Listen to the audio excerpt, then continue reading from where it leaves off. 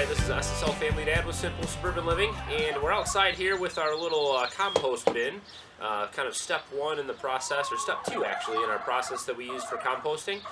And whenever I talk to a lot of people about the things that we're doing with Simple Suburban Living and, you know, trying to be more sustainable and gardening and composting and all that kind of good stuff, one of the things people always ask is, you know, how do you compost? What do you have to do to get started? You know, it seems like a pain. What do you do in the winter? You know, where do you save food scraps in the house and all that kind of stuff? And what we found works really good is we just keep two little bins inside the house, two small little dishes. We've got one that we use for chicken food, anything that's good for the chickens to eat. We'll put it in that bowl, and we'll take that out every morning for the chickens. Then we have another little bowl that sits on the counter that we put our compostable stuff in. You know, orange rinds and eggshells and, you know, anything else that the chickens won't eat, but that's still good for compost. And we take that out every couple days. It doesn't smell, you know, it doesn't attract flies or anything like that. As long as you keep taking it out and dumping it outside, you won't have an issue with that. So that's kind of step one. Step two is we keep this little trash can. It's our old trash can that, you know, cheap plastic garbage and it broke. I drilled a bunch of holes in the bottom of it. And what I'll do is I'll shred up some paper from time to time and put shredded paper in here.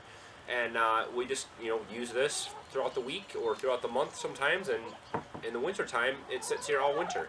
And we just keep filling it up and dumping our scrap. So it's right by the door. So we can just easily walk outside, dump it out here on a way to feed the chickens or whatever. So it doesn't take a lot of time. It's very easy.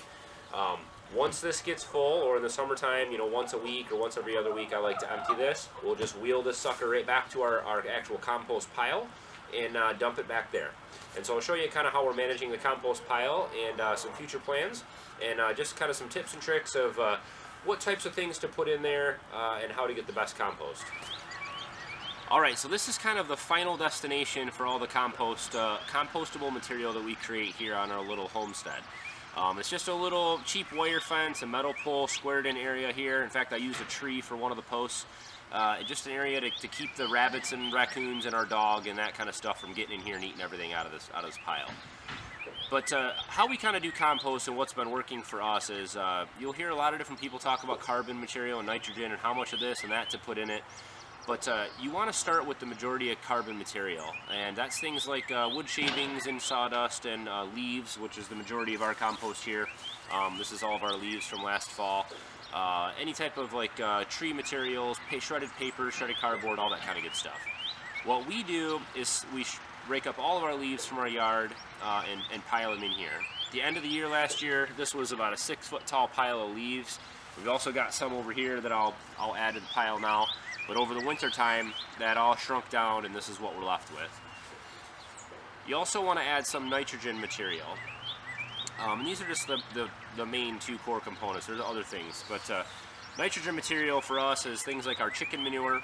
Chicken manure is very high in nitrogen, as well as any type of food scraps, you know, vegetable scraps and fruit peels, banana peels, any type of organic material, stems and like house plants and trimmings and all that kind of stuff.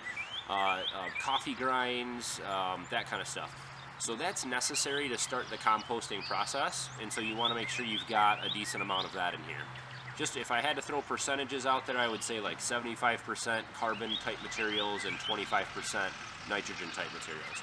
That's just, again, you hear a lot of different ideas out there. That's just what works here for us. We also have a lot of eggshells in here. I will be limiting the amount of eggshells that we add for the rest of the year because we're going to have too much of those in here, which will raise the pH of the compost a little bit too much. So you don't want to overdo it with any one type of material as well. But what we have here, the only thing we use really is just a good pitchfork.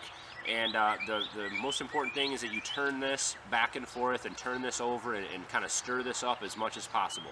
The more you stir this up, the quicker this compost is gonna go bye-bye for you and leave you with some good dirt or compost.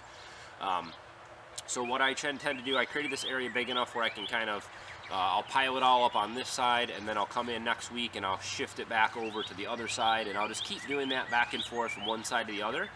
And any new material I add, I'll add it into the system and just keep on, you know, going back and forth with it. If you keep it turned and you got warm weather going, you should be able to compost this down at the most 60 to 90 days. You'll get all of this completely down and ready to use for your garden. We just kind of got out of the deep freeze here in Michigan. We're just at the beginning of April, And so I've got a lot of work to do here. I've got to turn this all over here, and this is usually the hardest time.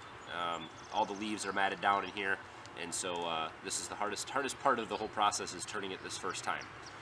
When you're putting leaves and adding leaves to your system or to your compost pile, you know, if you have a shredder or a way to shred those up, I highly recommend shredding them up. It makes your life a whole lot easier. So I tried to do that a little bit this year and had limited success. So I have some plans at the end of the year here I'll show you for a little better leaf shredding system. But so I'll just kind of take you through here, turning this over, and I'll just kind of show you what the end product is.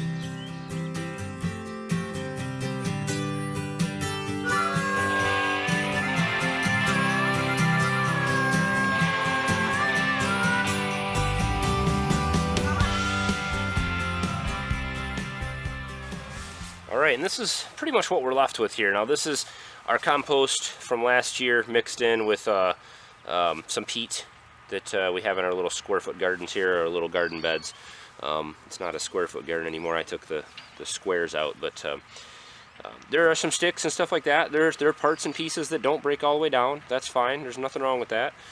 And so, you know, you end up with a really good little mix of compost material here. So it's okay to leave the big pieces in there. That's not going to hurt anything. That stuff will break down. Worms will get to it, or whatever. So, but just a very rich, loose soil when you're done. So excellent stuff for your gardens. All right, so that's pretty much it. That's pretty much our process that we use for composting. You know, basically 3 steps. Have somewhere to put your compost inside your home. Have an easy place, easy accessible from your doorway outside the home, so that you don't have to walk through the snow or weather, you know, far distance to the back of your yard or something like that. Have a nice container, a trash can or whatever, that you can store that compost in until you get the time to take it all back and put it into a compost pile of some sort. You don't have to be elaborate, guys. It's, you know, I think I spent like $30 maybe total on these posts and this wire. There's all kinds of different things you can do with compost and creating bins and using all kinds of different materials. It doesn't have to be complicated, but no matter what, is the first thing I always tell people if you're looking to just kind of live your life more intelligently or more sustainably, however you'd like to think of it. You know, the first step towards doing that, in my opinion, is a compost pile. It's the easiest and it makes the most sense. You know, I see people every year rake up all their leaves in their yard and then put it in bags and set it out by the curb. And then the city comes and takes that away, or, you know, whatever they do, or they'll burn them. You know, everybody's burning leaves and all kind of stuff, and depending on where you are in the world, you know, I'm sure there's different processes for that. But then the same people will go out to the store and buy fertilizer for their flower beds, fertilizers for their gardens, compost to mix in their soil, and you already had all that material. You know, we need to all be kind of smarter and stop doing the same things that everybody else is doing. Save those leaves and throw them in a pile in the back of your yard. Put a little fence around it and start throwing your food scraps in there. It's not that complicated. This stuff, you know, this whole pile here will cook down in a couple months into a smaller pile, obviously, but maybe a wheelbarrow full or 2 of the richest soil that you'll ever have. Mix that with anything and plants will grow. It's full of, you know, all different types of macronutrients and micronutrients and bacterias and all kinds of different things that soil needs to be perfect. This is the way nature and this is the way God really intended things. Everything works together, and if we stop trying to go against the systems that nature already has in place and start to, you know, just kind of put ourselves in those systems. We throw food scraps in the trash and it goes to sit in a landfill. That doesn't make any sense. Take that stuff out here and make soil for your gardens. Even if you don't have a garden, your flower beds, whatever you're going to be doing. So I don't buy seed starting mix, I don't buy potting soils, I don't buy compost. I will sometimes buy manure, or I'll find that at a local place. But you know, we need to start doing things that make sense. So anyway, I'll get off my soapbox. But this is just one of those things that's most satisfying to me. You know, we started doing composting a few years ago, 3 or 4 years now, and it's just been great. It's been just awesome to have a great supply of our own fertilizer, our own soil here. So, but anyway, hopefully this helped you out in some way or inspired you to get out and start composting. If you already compost, maybe it gave you a little different idea. There are tons of different ideas on how to do this out there, all of them probably right. So please throw those and share those in the comments if you have different things that you do, or something you see I do that I do differently than what you have set up. I'd love to share those things out with anybody who's watching. So As always, you guys can interact with us a little bit further on our website at simplesuburbanliving.com, Facebook at facebook.com/simplesuburbanliving, Instagram, Pinterest. We have all kinds of different things that we put out on any of those venues, from the SSL Family Kids and SSL Family Mom and myself. And so we'd really appreciate you guys checking those things out. A lot of stuff goes out there that we don't put on the YouTube channel. So as always, hit subscribe if you're not a subscriber. We'd love to have you follow along. We have all kinds of different things going on around the house we'd love to share with you. Hit that thumbs up button on the video. We always appreciate it. It makes a big difference for us. And as always, thanks for watching. Have a good one.